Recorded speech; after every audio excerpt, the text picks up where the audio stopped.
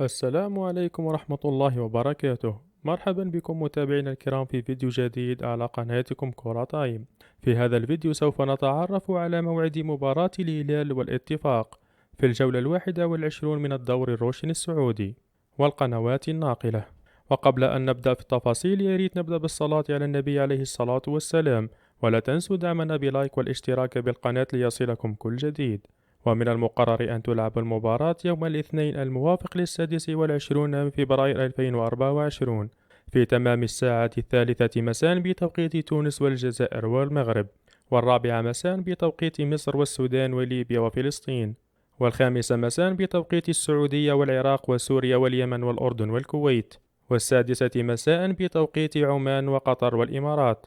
وسوف تلعب المباراة على ملعب نادي الاتفاق، وسوف تعرض المباراة على قناة SSE سبورت 1 HD و SSC سبورت 5 HD، وسوف تنقل أيضا على منصة شاهد VIP. وهكذا نكون وصلنا لنهاية الفيديو. شكرا لحسن استماعكم والسلام عليكم ورحمة الله وبركاته.